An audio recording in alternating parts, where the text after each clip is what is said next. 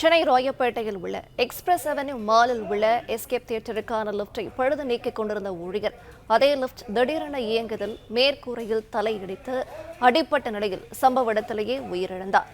விவரங்களை தருகிறார் செய்தியாளர் கதிரவன். கதிரவன், வணக்கம். விவரங்களை சொல்லலாம்.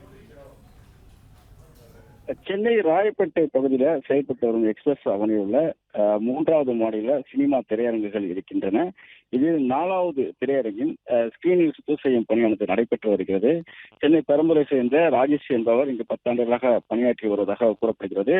நேற்று இந்த 4வது திரையில ஹைட்ராலிக் லிப்ட் மூலமாக ராஜேஷ் மற்றும் அவரது சக ஊழியர்கள் பணியாற்றி கொண்டிருக்கிறார்கள். எப்போதுமே ப்ரொஜெக்டரை சுத்தம் செய்வதற்காக மேலிருந்து கீழே இறக்கி மீண்டும் அதை சுத்தம் செய்த பின்பு மேலே வைப்பது வழக்கமான ஒன்று. அதுபோல சுமார் 25 மீட்டர் உயரத்தில் நின்று கொண்டு இந்த ப்ரொஜெக்டரை மேலே எடுத்து செல்லும் போது அந்த ஹைட்ராலிக் லிப்ட் வேகமாக இயங்கியிருக்கிறது. இதன் காரணமாக மேற்கூரையில ராஜேஷின் தலை பலமாக இடித்து காயம் ஏற்பட்டிருக்கிறது. சுமார் 1 மணி நேரமாக அவர் அந்த சீலிங்க்கும் அந்த லிப்டுக்கு இடையே சிக்கிக் கொண்டு தவித்திருக்கிறார். உயிருக்கு போராடி இருக்கிறார்.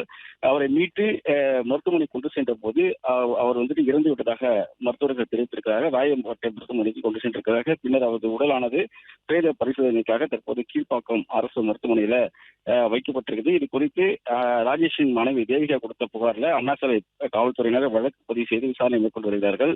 இயந்திரங்களை அலட்சியமாக பயன்படுத்துதல், அஜாக்கிரதையாக செயல்பட்ட மரணத்தை விளைவிப்பது ஆகிய 2 பிரிவு கீழ சினிமா தியேட்டர் பணி பொறுப்பாளர் முகப்பேர் சேர்ந்த பிரபாகரன், மூத்த இன்ஜினியர் திருமணம் சேர்ந்த தனசேகரன் ஆகியோர் மீது வழக்கு பதிவு செய்து அவர் 2 பேரையும் பிடித்து விசாரணைகள் மேற்கொண்டு வருகிறார்கள். அலட்சியமாக செயல்பட்டு அவர்கள் உயிர் பிரிந்ததாகவும் 1 மணி நேரமாக லிப்டுக்கும் சீலிங்கும் இடையே சிக்கி ராஜேஷ் போராடியதாகவும் அவரை மீட்கவில்லை என்றும் விபத்து நடக்கும் கூடுதலாக ஊழியர்கள் இல்லை என்றும் பாதுகாப்பு நடைமுறைகளை முறையாக பின்பற்றவில்லை என்றும் அவர் உறவினர்கள் குற்றச்சாட்டை முன்வைத்திருக்கிறார்கள். அண்ணாசாலை போலீசார் தொடர்ந்து விசாரணைகளை மேற்கொண்டு வருகிறார்கள்.